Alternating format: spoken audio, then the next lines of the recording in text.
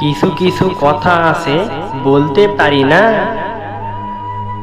এমন কিছু কষ্ট আছে সইতে পারি না, এমন কিছু ফুল আছে তুলতে পারি না, এমন কিছু মনের মানুষ আছে ভুলতে পারি না।